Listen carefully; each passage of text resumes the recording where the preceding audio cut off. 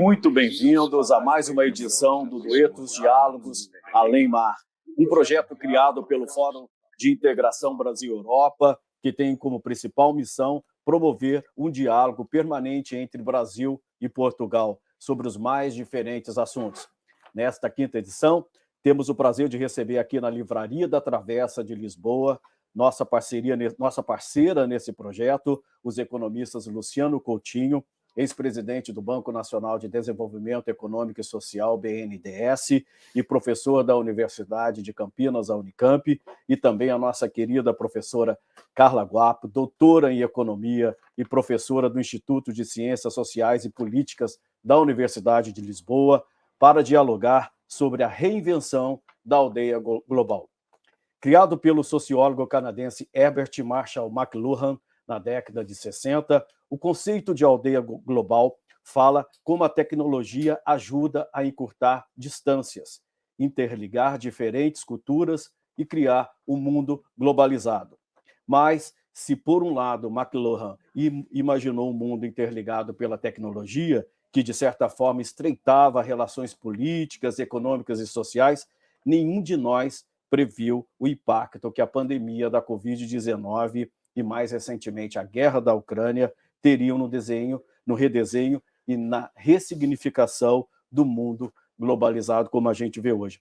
E nesse contexto de intensa transformação digital, de quebra de cadeias produtivas, de aumento do protecionismo, de uma economia que padece diante dos impactos provocados pela pandemia e pela guerra, podemos afirmar que estamos assistindo à reinvenção da globalização.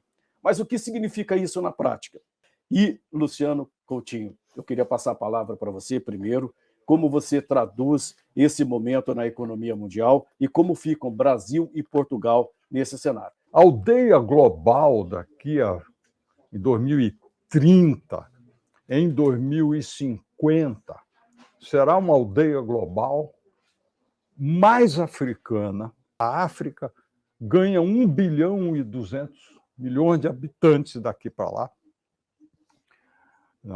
Sai de 1,2 para 2,6 bi de habitantes. Ela ganha muito. Vai ser uma aldeia global com mais indianos, porque a Índia vai ultrapassar a China, vai chegar a quase 1,5 bilhão de habitantes. Aqui, estou falando 2050. Né? A América do Norte sobe um pouquinho, mas não só porque a migração prevista para dentro dos Estados Unidos, mas o aumento da população latina e imigrante dentro dos Estados Unidos. Os Estados Unidos reconfigura, né? Eu espero que para melhor nesse sentido, até político, a sua sociedade. Então, a aldeia global é diferente da que é hoje, então a gente tem que ter isso em conta. A Europa encolhe mais, Portugal pode encolher mais, não necessariamente, aí eu não vou fazer prognóstico, mas isso aqui são as tábuas demográficas. Então, esse é um primeiro ponto relevante para pensar o que é a aldeia global. Segunda grande super tendência, que é dramática, é a mudança climática.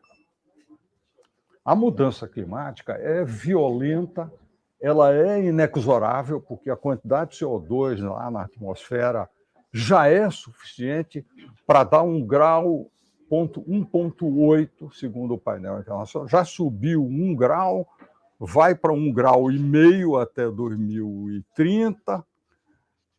A grande discussão se passa de 1,5 graus, vai para perto de 2 ou não, e isso é chave, porque se passa de 1,5 graus, vai para 2, e a tendência está sendo essa. São muito severas as consequências de irregularidade climática, eventos extremos vão aumentar muito, com sérias consequências econômicas e sociais. Então, essa é outra coisa muito grave, né?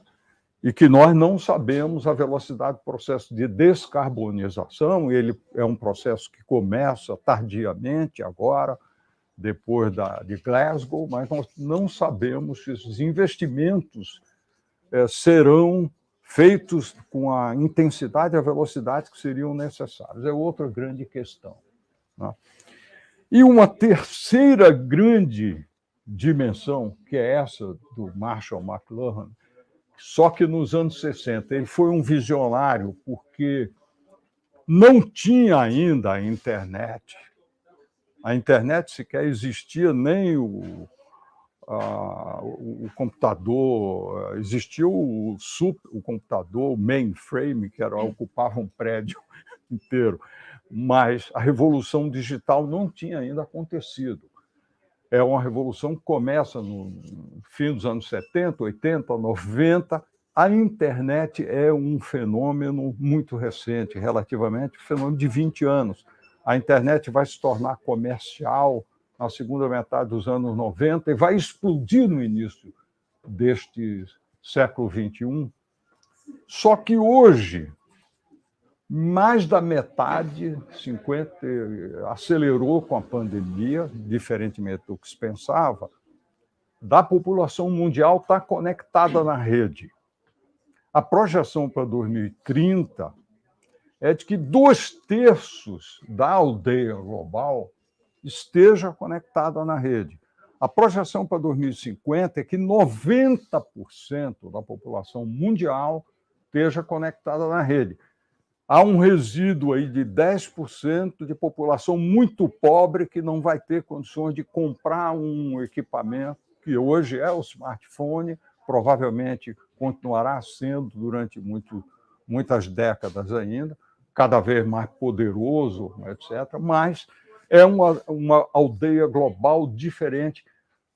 É uma aldeia global cujo eixo de articulação das pessoas físicas, não é dos estados, das sociedades, é das pessoas, no mundo todo, é o aparelho móvel via internet. Então, a internet virou um fenômeno de massa. E evolução de inteligência artificial, interpretação de linguagem natural vai permitir facilmente que as pessoas falem numa língua e o seu clone digital fale na língua de quem você está conversando. As barreiras de linguagem vão ser... Esta aldeia vai transformar a sociedade. Você vai ter verdadeiramente uma sociedade multicultural, multiglobal, uma coisa que não foi ainda pensada na sua profundidade, não é? Mas, enfim, nós temos que olhar isso. Eu não vou entrar aqui, porque a revolução digital é chave, ela afeta a sociedade, ela afeta a vida toda, a internet, a ubiquidade da conectividade das coisas, das pessoas, vai ser algo realmente extraordinário. Finalmente, da indústria também. A indústria e os serviços já estão sendo afetados, serão fortemente afetados também, não vou entrar nisso aqui. Este pano de fundo é que informa dessas mudanças o espaço onde a gente possa pensar em rearranjo das cadeias globais de valor. Ou, prefiro dizer, usando a velha economia política, o rearranjo da divisão internacional do trabalho, né? Que é um rearranjo onde, na minha visão, não é uma coisa simples e fácil. Eu vejo o seguinte, essa divisão tem um viés, e é um viés pré-pandemia. O governo Trump já tinha começado uma política. Existe um conservadorismo americano que defende uma política industrial nacionalista já, né, anterior à imposição de sanções anti-China. Já vem antes. Elas se aprofundaram recentemente com a questão da guerra da Ucrânia, né? Agora, ela vai desfazer uma descentralização da produção, especialmente no complexo eletrônico, em bens de capital e no automotivo, para a Ásia. E a Ásia não é só China, mas predominantemente China, mas já tinha sido Japão, Coreia, os tigres, Taiwan e Hong Kong, tal, são pequenos, mas têm papel relevante. Esse papel de desmontar essa descentralização e verticalização de cadeia de valor para a China, ela não é uma coisa que vai ser feita assim. Existe capacidade instalada, demanda investimento, e são setores intensivos em tecnologia. Não é uma reconfiguração da economia toda. Existem massas de capital investido, não é fácil desmontar isso. E mais do que isso, só poderão capturar oportunidades quem tiver habilitado. E, infelizmente, se eu olhar para o Brasil, eu vejo o Brasil regrediu industrialmente, perdeu massa industrial, perdeu capacitação industrial, esvaziou cadeias de valor. Não é? E, infelizmente, hoje o Brasil não tem projeto estratégico. Não tem o Estado com projeto estratégico e debilitou muito a capacidade de planejamento e de visão de longo prazo. Não significa que continuará assim, mas será necessário, para poder achar um lugar ao sol dentro desse realinhamento, ter políticas, pensar com ambição e ter políticas de longo prazo, que é o grande desafio brasileiro. E eu paro por aqui, porque eu já estourei os 10 minutos, então era para dar colocações muito oportunas, professor. Então a gente passa agora a palavra para a professora Carla Guapo. Carla Guapo, muito obrigado, é uma honra tê-la aqui conosco, viu? Muito obrigado, a palavra é sua. Queria saber como é que a senhora está vendo essa nova aldeia global e os desafios que estão colocados. O professor Luciano já listou vários, né? Já, e tornou muito difícil a minha missão. Em primeiro lugar, boa tarde a todos, muito obrigada pelo convite, é um grande prazer estar aqui. E como eu dizia, de facto, não é fácil falar a seguir ao professor Luciano Coutinho. Eu vou tentar equacionar aqui algumas ideias, dividiria a minha intervenção muito brevemente em 2 pontos, de facto perceber quais são as grandes tendências hoje desta aldeia global e depois um segundo ponto, também tentar perceber como é que Portugal tem ou não, como é que se posiciona nesse contexto, que de facto não é nada fácil. Bom, em relação às tendências, para não repetir naturalmente aquilo que o professor Luciano disse, e em 10 minutos obviamente que é impossível identificar essas tendências todas, eu gostava aqui de salientar 2 ou 3 pontos até para refletirmos e discutirmos um pouco sobre eles.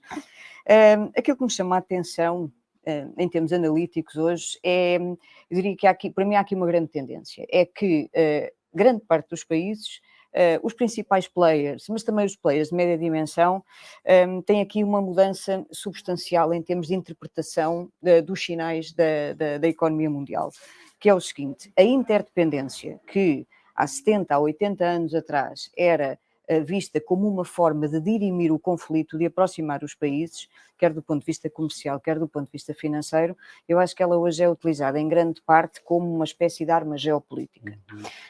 E nós temos assistido a isso em vários espaços geográficos, desde os conflitos entre os Estados Unidos e a China, estou totalmente de acordo consigo, começam muito antes da pandemia, os atropelos à globalização são anteriores à pandemia, mas mesmo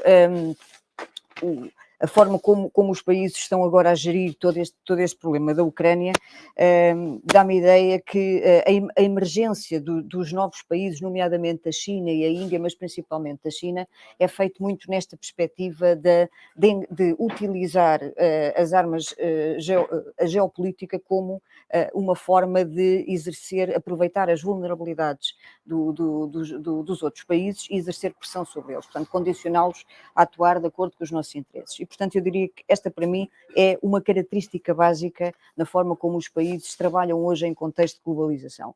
E depois o que é que acontece? Isso traduz-se ou reflete-se em vários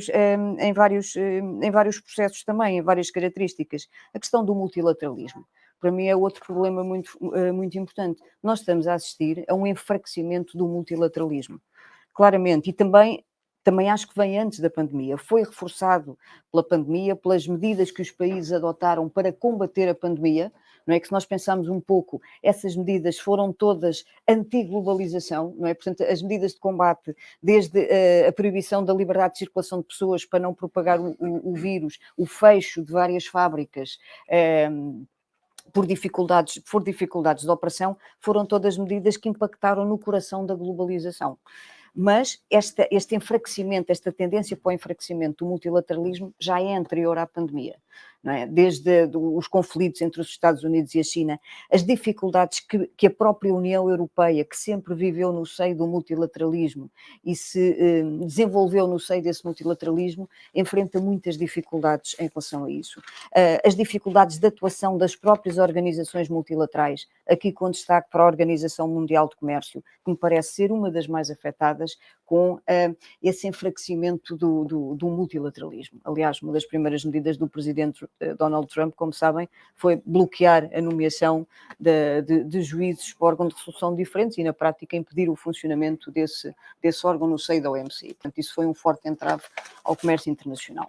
Portanto, esta quebra do multilateralismo parece-me, de facto, uma característica fundamental desta reconfiguração da globalização.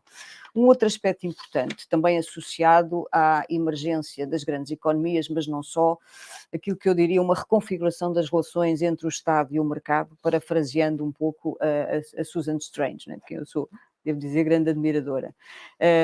E isso, eu penso que nós começamos a assistir a esta reconfiguração das relações entre o Estado e o mercado praticamente a partir do início do século XXI. Primeiro, há logo ali um momento muito importante que para mim marcou de facto a evolução da aldeia global, que é em 2001, não só o 11 de setembro obviamente num plano mais geopolítico, mas num plano económico, mas com muitas repercussões na geopolítica também, que foi a entrada da China para a Organização Mundial de Comércio. E parece-me que isso foi um marco fundamental nesta reconfiguração da globalização, a que às vezes nós não damos assim tanta importância. E foi fundamental não só pelas consequências em termos do comércio internacional, a China tornou-se a maior potência comercial do mundo, mas também por um outro aspecto, que é aquilo que posso chamar talvez a questão da narrativa. Neste sentido, a China entra para a Organização Mundial de Comércio com base numa determinada narrativa, apoiada pelos Estados Unidos e pela União Europeia, pelos seus aliados, que dizem, ok, nós sabemos que a China não cumpre exatamente as regras da economia de mercado, mas se ela entrar para um fórum de países que obedecem a essas regras, então ela vai modificar o seu comportamento. E eu penso que aquilo que acabou por acontecer na prática é que não foi exatamente isso que aconteceu. A China, de facto, tornou-se a maior potência comercial do mundo, mas, como todos sabemos, acabou por não cumprir exatamente essas regras da economia de mercado. E, portanto, esse foi um primeiro sintoma, do meu ponto de vista, desta mudança das relações entre o Estado e o mercado. Depois, a forma como os países combateram a crise financeira de 2008 e depois a própria crise das dívidas soberanas, em que se assumiu, de facto, a reemergência da importância do papel do Estado, no sentido de o mercado, o funcionamento dos mecanismos de mercado tem naturalmente grandes vantagens, mas tem também determinadas insuficiências naturais que têm que ser supridas com a intervenção do Estado. Eu acho que a crise financeira foi muito demonstrativa dessa importância. Um terceiro aspecto, ainda dentro desta nova relação do Estado e do mercado, que tem a ver com aquilo que falava há pouco, que o professor Luciano Coutinho há pouco falava, eu concordo totalmente, a necessidade da emergência de uma nova política industrial. Neste sentido, em muitos países desenvolvidos, nomeadamente os países europeus, nós assistimos ao longo das décadas da perda relativa da importância do setor industrial em favor dos serviços. E, portanto, de alguma forma, a definição da política industrial perdeu a importância. E agora, a que é que assistimos? Que as grandes potências emergentes, mais uma vez a China, mas a própria Índia também, definem programas de desenvolvimento industrial e desenvolvimento tecnológico fortemente apoiados na intervenção do Estado, quer no financiamento da investigação e desenvolvimento tecnológico, quer até na definição de determinadas medidas proteccionistas para proteger os interesses das suas empresas. Eu não estou a fazer juízos de valores, estou só de facto aqui a constatar aquilo que me parece uma evidência.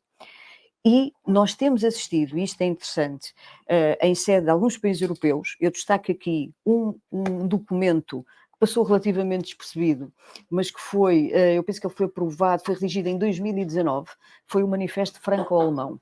E o que é Manifesto Franco-Alemão? Sim.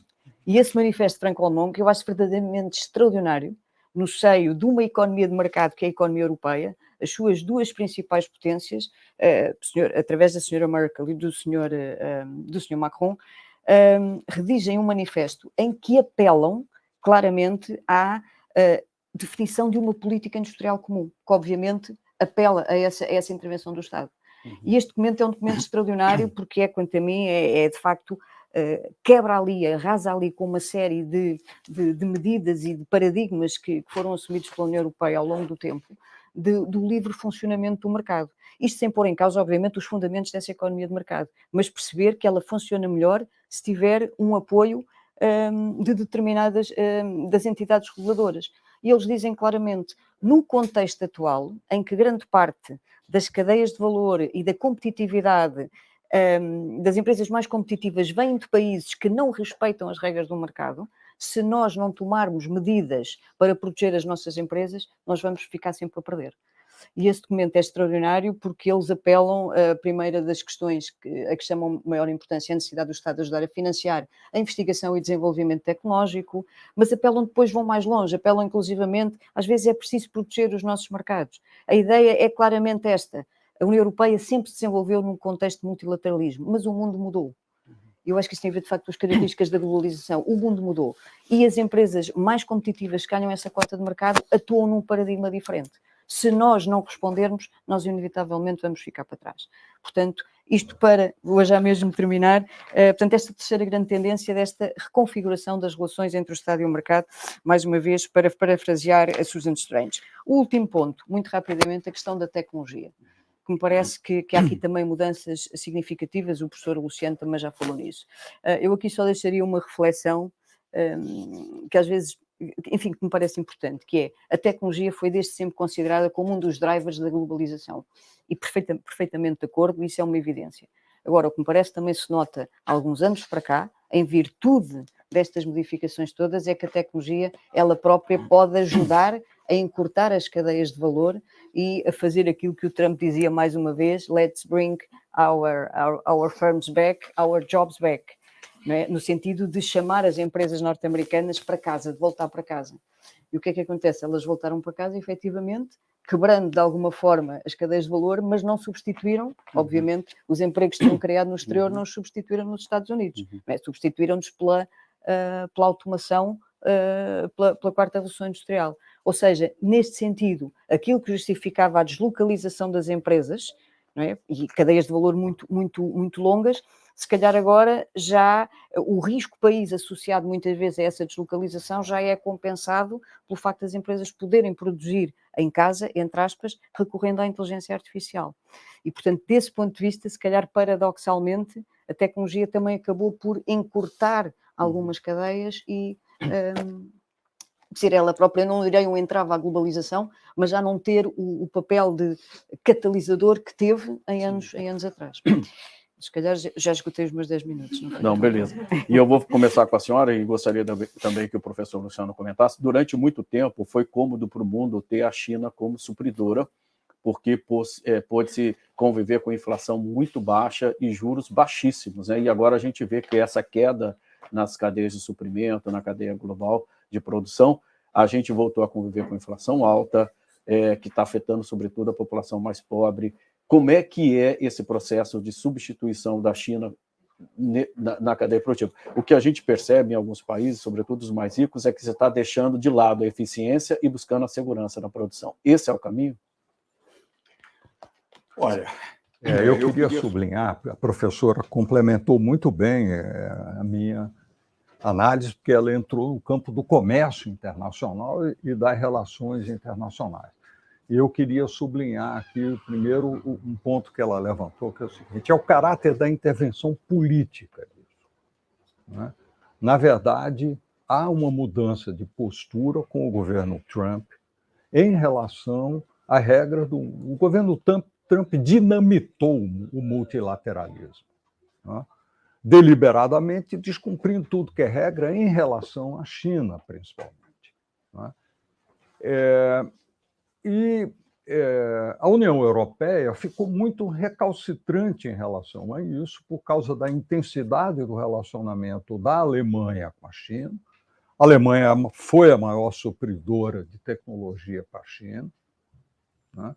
A China bebeu da tecnologia alemã em trem de alta velocidade, em semicondutores, em automação, né? A aquisição da KUKA Robotics pela Midea, que é essa empresa de ar-condicionado que comprou a principal empresa de bens de capital de robótica, né? Alemã, tal. Então, a intensidade da relação China-Alemanha é muito forte. Não obstante, a União Europeia ficou de braços cruzados. Ela tentou se proteger, não é tudo, não é? E uma preocupação que eu tenho estratégica é até que ponto a União Europeia tem capacidade de se descolar dos Estados Unidos e não se deixar ir a reboque de tudo, como foi em relação à questão Rússia-Ucrânia, não é?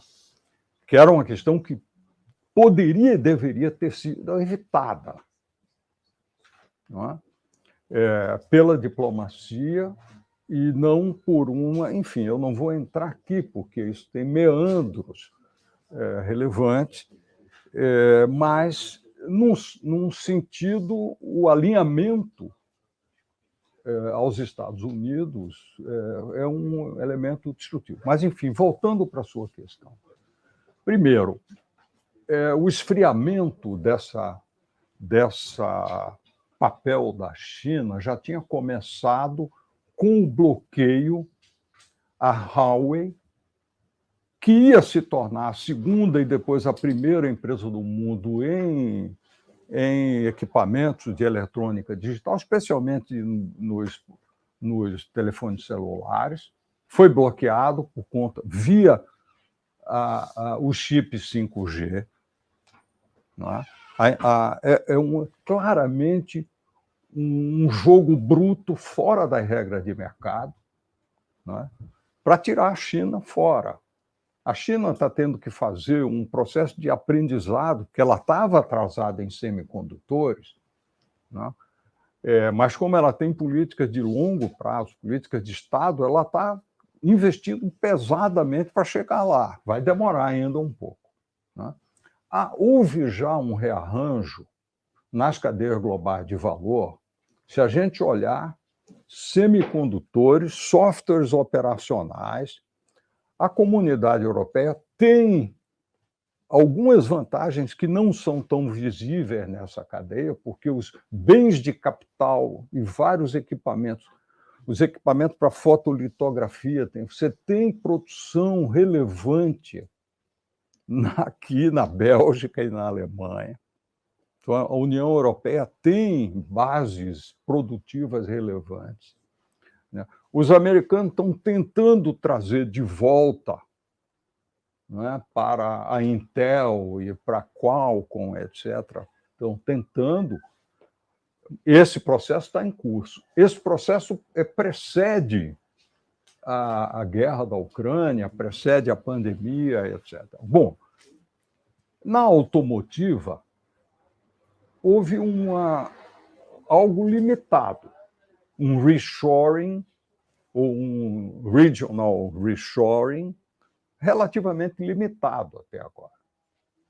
Porque a cadeia automotiva está sob uma transformação simultânea fundamental, que é a transição mais acelerada para o veículo elétrico, onde a União Europeia tem também um protagonismo interessante, porque o mercado europeu está sendo aquele que foi um fator acelerador da transição para o automóvel elétrico.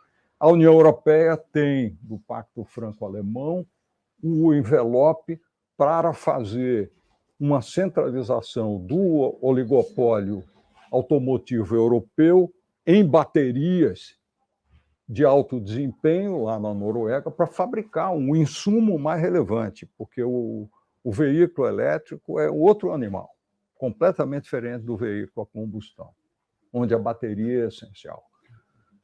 A China tem capacitação e tem tecnologia, a Europa está se habilitando para isso, e disso depende a sobrevivência, em grande parte são indústrias, e os americanos têm.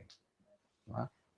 Nós, no Brasil, infelizmente, sequer temos uma reflexão sobre isso, porque é uma coisa assim que eu fico perplexo, porque você conversa, você lê os relatórios das matrizes, eles falam que a prioridade é o carro elétrico. Você lê no Brasil, os caras se comportam como se isso não existisse, salvo a Volkswagen, que recentemente a Volkswagen Brasil diz que vai direto para o elétrico, mas é a primeira manifestação.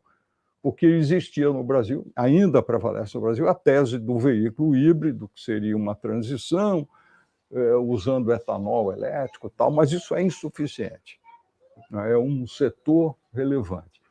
Esse setor vai ter um reshoring que não tem nada a ver com o reshoring pensado há 4, 5 anos atrás, porque é uma nova indústria que está nascendo, é um novo paradigma que está nascendo. Se a gente descer para bem de capital, é um setor já oligopolizado e já especializado, onde a China tem vantagens de escala em certos bens de capital de encomenda muito difíceis de modificar. Não é? Num certo sentido, é contraditório. Se você olhar a integração global, e num certo sentido, pouco racional, tentar forçar um reshoring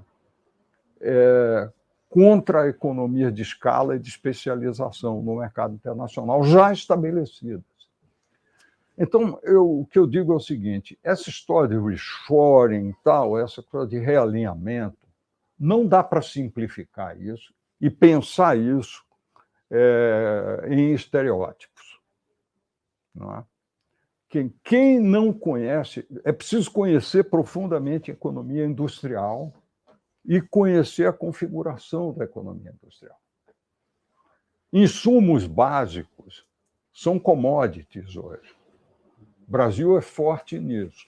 Estou falando de siderurgia, celulose, papel, estou falando de minerais não metálicos, materiais de construção, estou falando em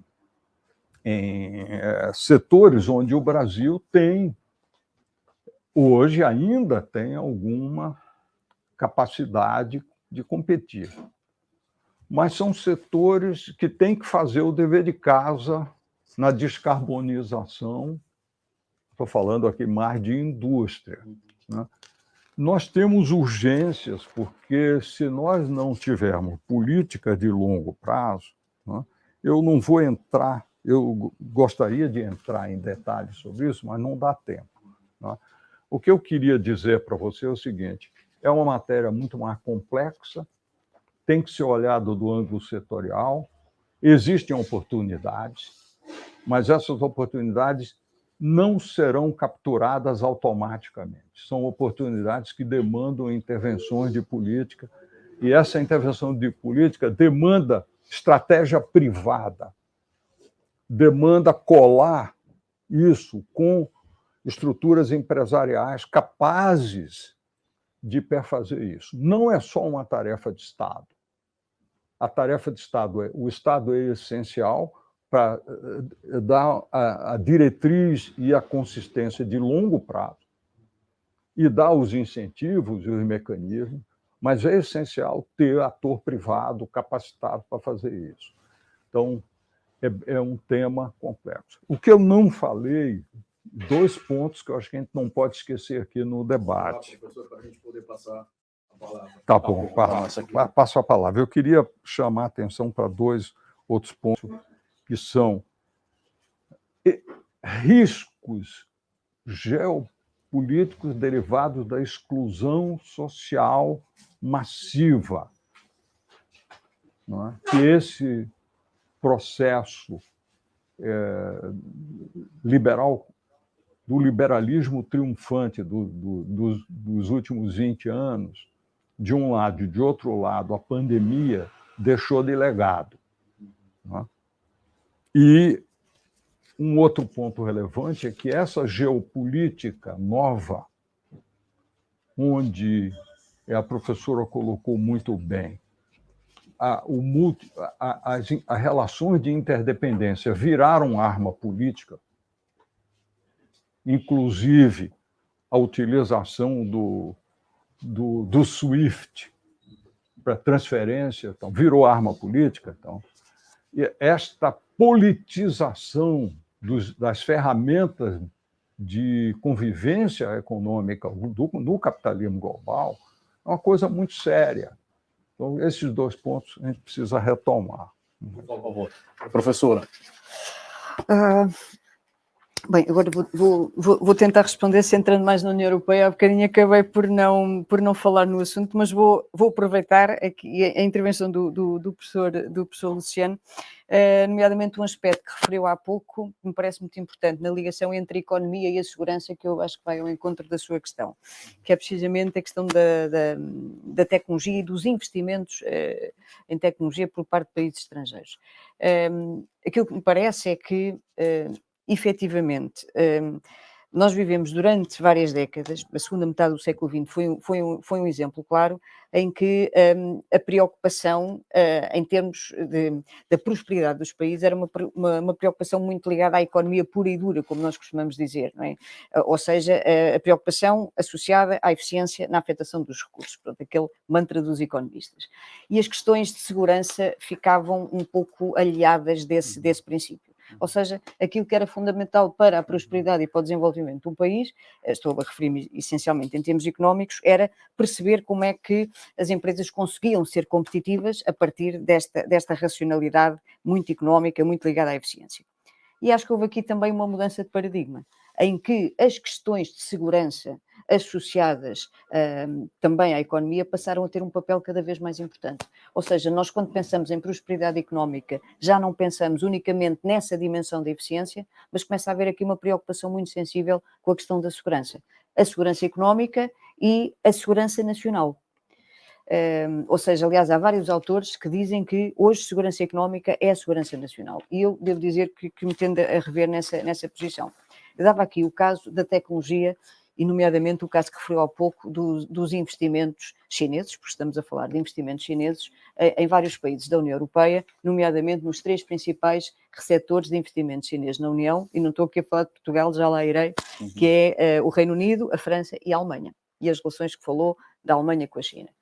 E foi precisamente na sequência dessa vaga de investimentos chineses, nomeadamente a aquisição da KUKA, que eu acho que marcou de facto aqui um momento crítico na percepção da segurança, que os países europeus avançaram para uma discussão que depois se traduziu num documento chamado o FDI Screening Mechanism, ou seja, o mecanismo de investimento, supervisão do investimento estrangeiro na União Europeia, muito à semelhança do comitê que existe nos Estados Unidos, do CFIUS, do Committee for Foreign Investment in the United States, em que uma das primeiras medidas que o presidente Trump tomou, também quando assumiu o poder, foi alargar o âmbito de atuação desse comitê.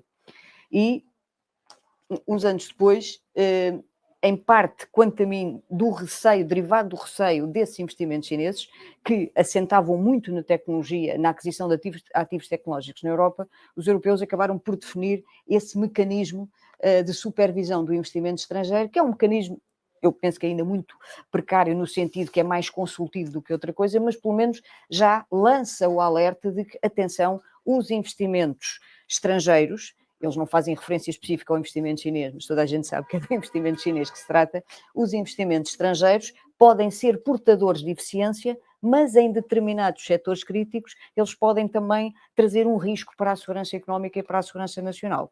E nesse documento, no FDI Screening Mechanism, inclusivamente são elencados aqueles que são considerados os setores críticos para essa segurança nacional. É interessante, agora uma à parte, no caso português, Portugal também é um país, como sabem, certamente, que é um forte receptor de investimento estrangeiro e investimento chinês, e os setores críticos que são identificados nesse FDI Screening Mechanism são quase todos os setores onde existe investimento chinês em Portugal, o que se calhar também nos deve fazer refletir um pouco sobre essa questão da ligação entre a economia e a segurança. Portanto, isto é um primeiro ponto, de facto, para perceber que esta dimensão da tecnologia associada à segurança económica parece-me um ponto muito importante. Em relação à União Europeia, depois podemos falar mais para a frente dos programas industriais chineses, no campo da tecnologia, se quiser, podemos voltar a isso. No campo da União Europeia, qual é que me parece ser, talvez, o principal problema da União Europeia hoje, nesta ligação entre a economia e a segurança? Eu acho que há aqui um problema estrutural da União Europeia em perceber que algumas das suas principais políticas comuns perderam alguma atualidade face à mudança de paradigma na economia mundial. Eu dava aqui alguns exemplos, desde a própria política comercial à política de energia e talvez principalmente à política de concorrência e à inexistente política industrial, que eu acho que continuam a funcionar e a ser aplicadas numa ótica de uma globalização que já não existe, do desenvolvimento de uma economia mundial que se modificou profundamente. Parece-me que essas políticas não acompanharam o ritmo e o tipo de mudanças que aconteceram na economia mundial. Eu diria, este para mim é um dos problemas críticos da União Europeia. Só para terminar, eu vou já terminar, mas aquilo que falávamos há pouco, do Manifesto Franco-Alemão, ele foi aprovado na sequência de um acontecimento muito interessante, que foi uma medida tomada, uma decisão tomada pela Comissão Europeia, através da Direção-Geral de Concorrência, que foi chumbar uma proposta de fusão entre duas grandes empresas, uma empresa alemã, a Siemens, e uma empresa francesa, a Alstom, no campo das infraestruturas ferroviárias e afins. E qual era o objetivo? Era precisamente, essa fusão tinha como objetivo criar uma empresa com uma dimensão mínima que pudesse fazer concorrência às empresas chinesas, que de facto são as maiores empresas do mundo. E o argumento era esse: bom, mas se nós não conseguimos aqui um efeito de escala, nomeadamente em termos do financiamento da inovação, nós não conseguimos concorrer com estas empresas, é impossível. E a Comissão Europeia chumbou essa proposta de fusão à luz do Regulamento de Fusões e Concentrações. E, portanto, foi nessa sequência que eu acho que revela, de facto, essa dificuldade de adaptação das políticas comuns, que depois apareceu o Manifesto Franco-Alemão, que me parece ser, de facto, um grito de alerta. Atenção, há coisas aqui que têm que ser mudadas. Tudo só para dizer que, de facto, quanto a mim, há um novo paradigma na ligação entre a economia e a segurança. Eu queria passar um pouco para a questão do mercado de trabalho, começando com a senhora que está com a palavra, professora, que a gente viu em economias desenvolvidas como os Estados Unidos, mesmo no Reino Unido, um movimento contra a globalização, sobretudo da classe média, que se viu aviltada, perdeu o emprego, tal, e isso resultou em governos populistas que partiram para o protecionismo. Como é que fica o mercado de trabalho nessa nova globalização? A gente está vendo os nômades digitais, a tecnologia vai ditar o ritmo do mercado de trabalho. Portugal, por sinal, está se destacando nessa questão dos nômades digitais, está tentando atrair, está mudando a regra para facilitar a entrada de trabalhadores estrangeiros. Como é que fica essa questão do mercado de trabalho? Esse movimento anti-globalização ainda vai manter força? Os países vão se fechar mais ou tende a se abrir, como é o caso de Portugal? Começando com a senhora, professora, depois a gente ouve o Luciano. Eu acho que a globalização teve, do meu ponto de vista, teve consequências muito positivas para a generalidade da economia global, da economia mundial, perdão. Mas, obviamente, teve também consequências muito negativas. E talvez a mais negativa de todas tenha sido o exacerbar das desigualdades na distribuição do rendimento. Eu acho que isso foi, de facto, era natural que acontecesse de alguma forma, em virtude da divisão internacional do trabalho, da especialização, mas eu acho que o aumento dessas disparidades foram, de facto, devastadores em vários países, e não me refiro aqui unicamente a economias em desenvolvimento, mas nas próprias economias desenvolvidas. Não é? Nós vimos que uma das bases de apoio, mais uma vez, do presidente Trump nos Estados Unidos, e não só, em governos mais extremistas na Europa, tem a ver com essa insatisfação. Aliás, tivemos agora o caso das eleições francesas, não é? Em que houve aqui uma polarização de extremos à direita e à esquerda, e que recolhem de alguma forma os insatisfeitos, não é? Os desapojados do ganho da globalização. Como é que isso se combate? Eu acho que a única solução, não estou a dizer que é fácil, obviamente, nem tenho a resposta, mas parece-me que só pode ser combatida através de políticas internas que, de alguma forma, tentem dirimir o agravamento dessas desigualdades. O caso português, estava a falar no caso português. Eu, por acaso, assisti ontem ou anteontem ao lançamento de um documento do Estado da Nação, da Fundação José Neves. E eles têm lá, em termos de mercado de trabalho em Portugal, uma situação, quer dizer, tem lá indicadores que são muito preocupantes e não são exclusivos de Portugal, mais uma vez, mas vou aqui dizer alguns deles, que é, por exemplo, o ganho salarial associado à maior qualificação dos mais jovens está a diminuir. Não é? Isto é um problema porquê? Porque pode criar algum desincentivo junto dos mais jovens, da população mais jovem, em investir na sua própria formação. E isto para um país como Portugal é crítico, porque apesar dos esforços muito significativos que nós fizemos na formação da população ao longo dos anos, nós ainda continuamos a ser um dos países menos qualificados da União Europeia. E, portanto, se as pessoas têm uma sensação de que esse investimento que podem fazer na sua formação não é depois reconhecido em termos de mercado de trabalho, então isso pode gerar consequências, quer a nível de ineficiência económica, quer a nível da instabilidade social, que há pouco o professor Luciano Coutinho falava.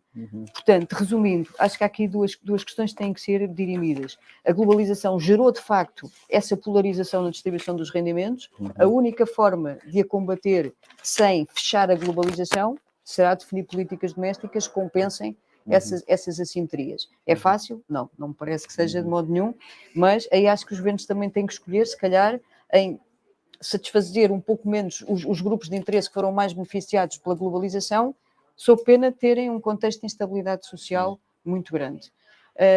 A outra dimensão, que a China, mais uma vez, percebeu, quanto a mim, de uma forma exemplar, é que a maior riqueza que um país tem são as pessoas. É o seu capital humano. Não é? Nós podemos ter todos os recursos minerais do mundo, mas se não tivermos um capital humano qualificado, eu acho que não há processos de desenvolvimento, não há estratégia, não há nada. Professor Luciano?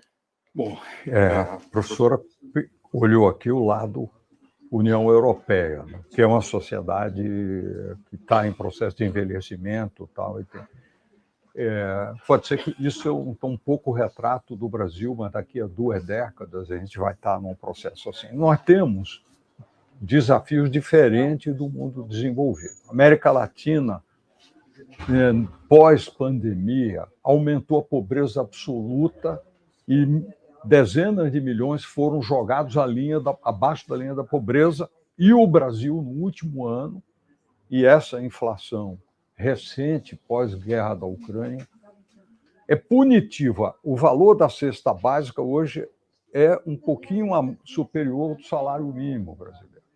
E se a família simplesmente se alimentar, ela não pode gastar em mais nada. Então, há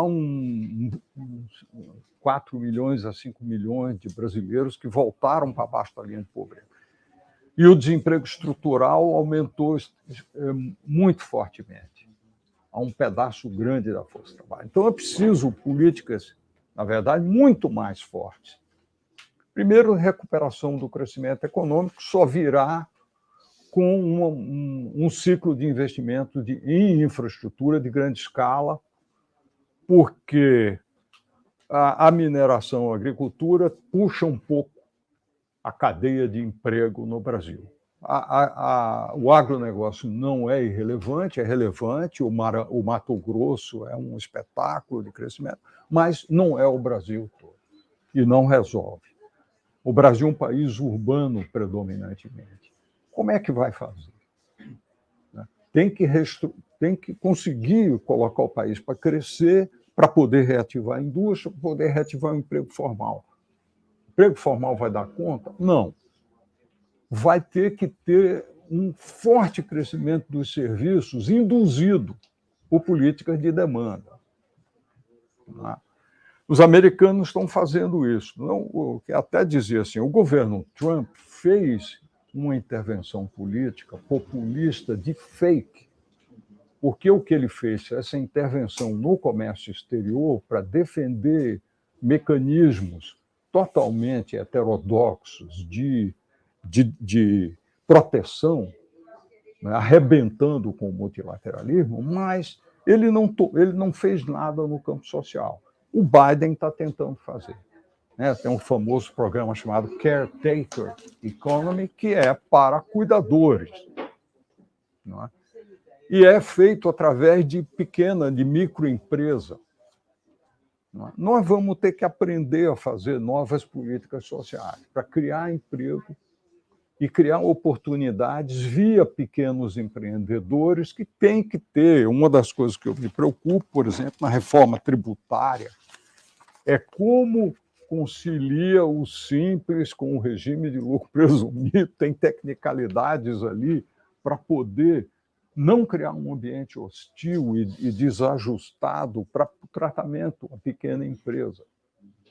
Como é que faz crédito chegar na pequena empresa e chega com enorme dificuldade? Então, aqui tem ferramentas de política macroeconômica que precisam ser ajustadas para suportar a pequena empresa, porque é essa pequena empresa que vai gerar os empregos urbanos necessários, né? Então, é uma reflexão relevante, que eu acho que é inescapável, porque se nós não a fizermos, isso vai erodir institucionalmente a estrutura política, já começou a erodir. O populismo de direita liberal, descompromissado com a questão social. É o grande risco, né? Vai precisar ser revisitado. Mas eu paro aqui. Porque temos perguntas da plateia. A plateia, a gente está nesse debate aí tão interessante, muito rico, e a plateia gostaria de fazer pergunta. Eu vou passar a palavra aqui para o nosso querido Paulo Guimarães. Por gentileza, Paulo, a palavra é toda sua. Boa tarde, agradeço o espaço. Eu queria retomar um pouco, o professor Luciano já iniciou, mas eu queria retomar um pouco, do ponto de vista sul-americano e brasileiro, nessa reconfiguração, né, global, com destaque aí que foi dado para a Europa, para a Ásia, como fica a questão do Mercosul? Eu sei que essa é uma pergunta que caberia num novo debate, mas há espaço para esse bloco se reorganizar, diálogo, né, com os blocos mais avançados e mais maduros, ou houve uma fragmentação e essa ideia não tem muito espaço? Bom, Paulo, obrigado pela pergunta, porque ela remete, na verdade, à falta de estratégia brasileira.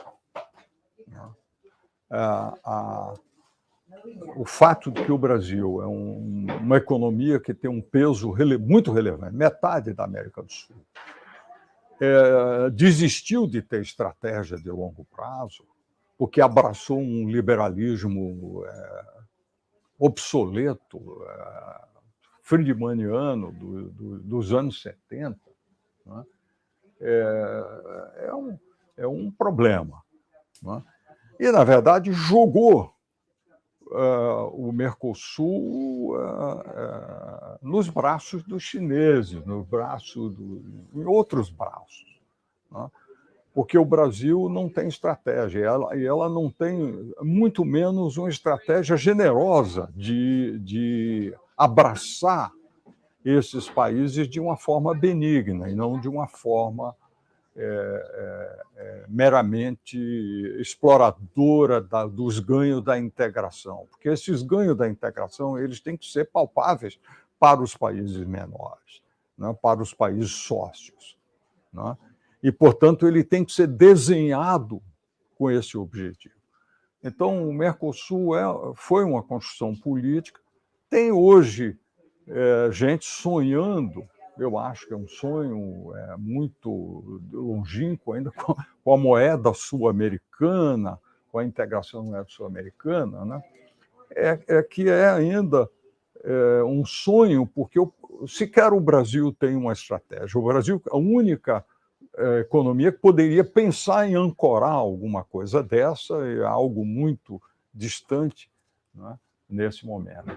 Então, mas para o Brasil, a retomada de um processo de atração de investimento e de criação de oportunidades para a indústria brasileira, necessariamente precisa pensar o espaço latino-americano e sul-americano, né?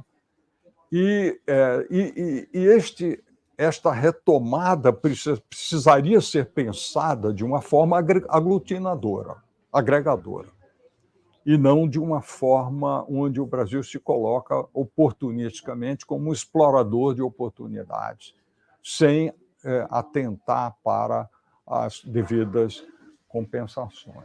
Então, isso é uma operação política que talvez possamos retomar se a eleição deste ano, que eu acho que é totalmente redefinidora, é uma encruzilhada, porque se nós perdermos mais 4 anos sem estratégia, significarão mais 4 anos de retrocesso, né? E aí eu acho que o Mercosul fique recuperável. Professora Carla, a senhora gostaria de complementar essa questão ou eu passo para outra pergunta?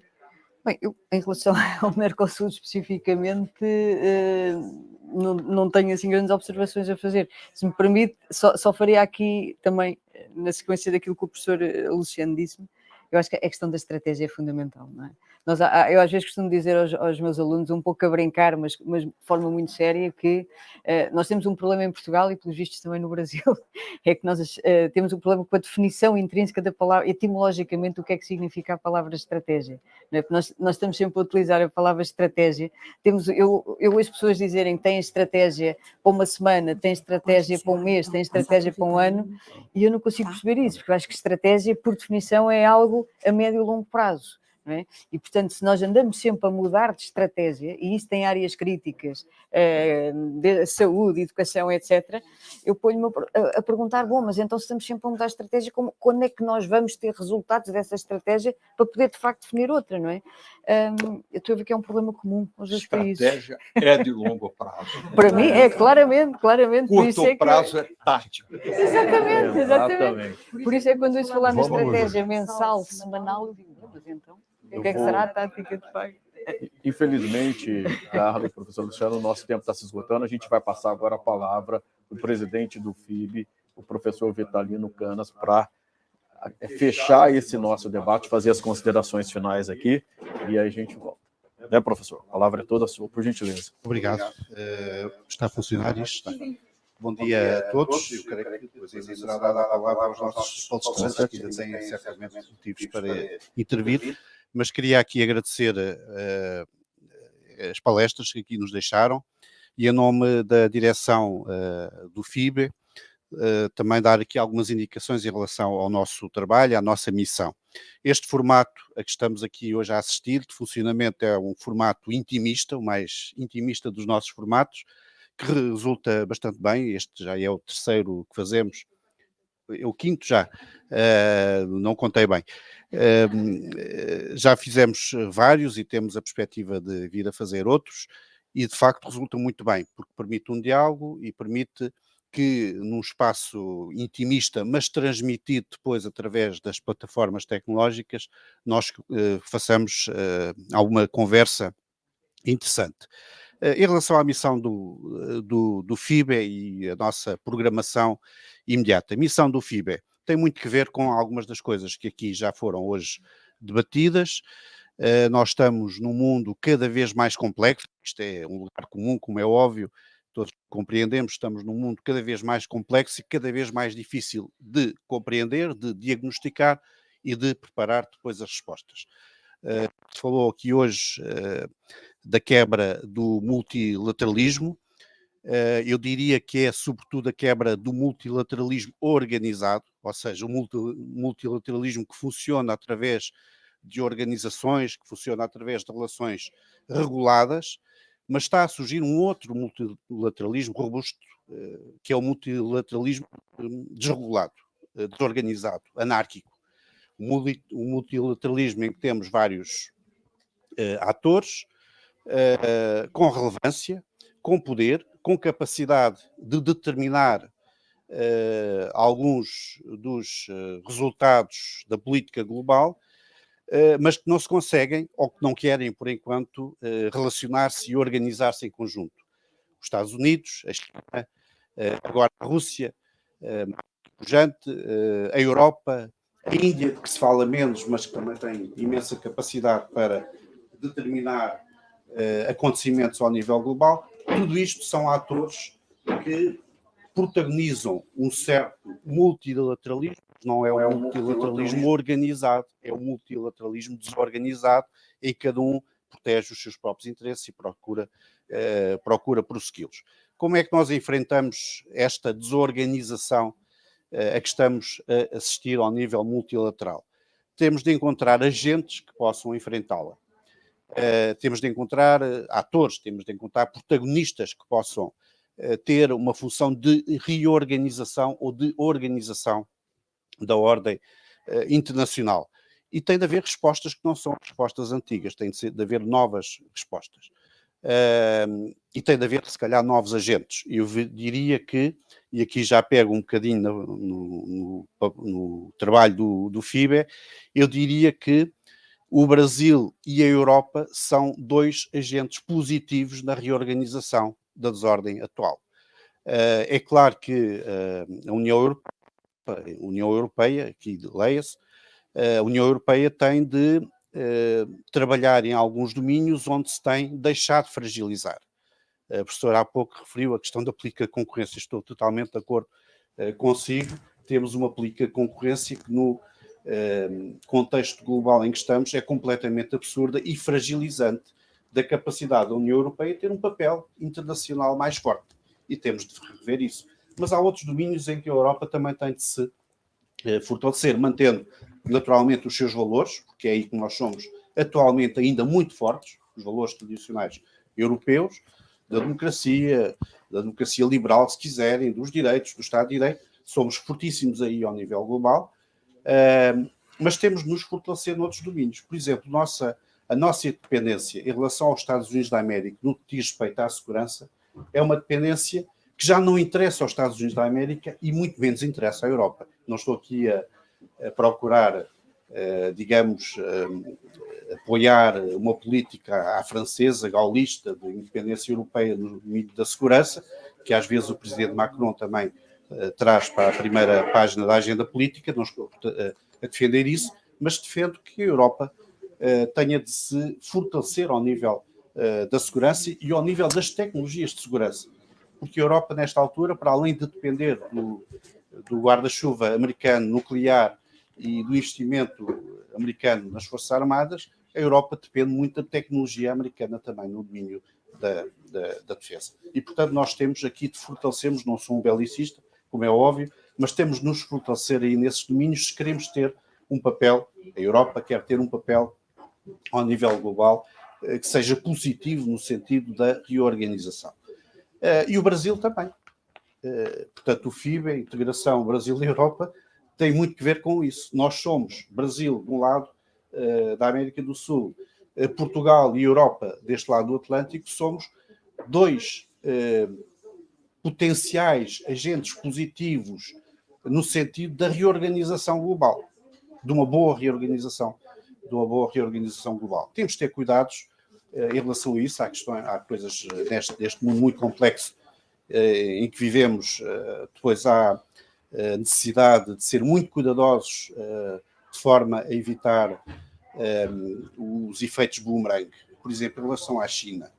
É claro que todos nós agora estamos a trabalhar em vários níveis no sentido de que aquela vantagem competitiva que a China foi ganhando ao longo de décadas e que levou a que a China se fortalecesse muito à custa do enfraquecimento de outros setores, estamos a trabalhar no sentido de evitar que isso seja assim, mas também temos de ter aqui algum cuidado.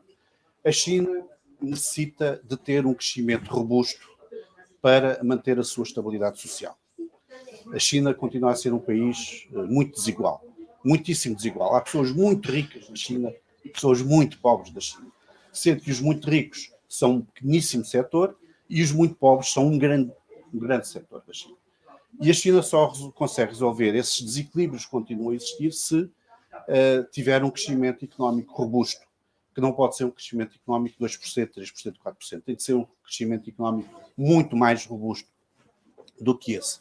Se a China começar a ter crescimentos económicos fracos, daqueles níveis que nós temos na Europa e que temos noutros países, a China não vai conseguir manter a sua estabilidade social. É claro que o Partido Comunista Chinês já está a tomar medidas em relação a isso. No Congresso, que vai haver daqui a uns meses, vai haver novas medidas de controle social e vai haver robustecimento do poder do presidente Xi Jinping, do Partido Comunista Chinês, já a contar com esta possibilidade de haver problemas sociais no futuro, mas interessa à comunidade internacional que a China tenha esse tipo de problemas de instabilidade social, ou interessa que, apesar de tudo, a China mantenha alguma estabilidade, porque a China teve também no passado algum papel na estabilização. Durante a crise de 2008, 2014, 2015, a China teve um papel estabilizador. E, portanto, interessa-nos, se calhar, manter a China também com esse papel de estabilizador. Portanto, há aqui um mundo muito complexo e é aquilo que nós queremos debater com protagonistas como os que aqui hoje tivemos, de grande qualidade, queremos debater e criar conhecimento e ideias. O que é que vamos fazer proximamente? Só deixar aqui para terminar, já me alonguei demasiado. O que é que iremos fazer nos tempos imediatos? Em setembro vamos fazer um grande evento relacionado com os 200 anos da independência do Brasil, que está já a ser preparado, e depois, mais para o final do ano, vamos ter um evento sobre infraestruturas, sobre investimento em infraestruturas. É óbvio que problemas que estamos a ter neste momento, ou que estamos a começar a sentir neste momento, só vão ser resolvidos se houver um grande investimento ao nível de muitas infraestruturas da energia, por exemplo. É um dos setores onde a Europa se pode, de facto, fortalecer muito, não apenas através da questão dos carros elétricos, mas através da aposta nas energias renováveis, que podem tornar a Europa independente, não apenas da Rússia, mas também dos países de onde importa os combustíveis fósseis e de onde, digamos, vai buscar ainda, hoje em dia, fontes de energia. A Europa pode se fortalecer muito aí. Creio que o Brasil também tem ainda um grande percurso a fazer desses domínios, e esse vai ser o nosso grande fórum no final do ano, em novembro, em que iremos ter especialistas do Brasil, de Portugal e de outros países. E queria, obviamente, motivar aqui todos a que continuem a acompanhar o nosso trabalho. Muito obrigado. Muito obrigado, professor Vitamino. Infelizmente, nós chegamos ao fim, né? Conversa tão boa, a gente passaria a tarde inteira aqui, mas temos que encerrar. Chega mais ao fim um dueto, Diálogos Além-Mar. Obrigado, Luciano Coutinho. Obrigado, professora Carla Guapo. Em nome do FIB, agradeço a presença de todos e a audiência de quem vai nos assistir em casa. Obrigado. Até a próxima.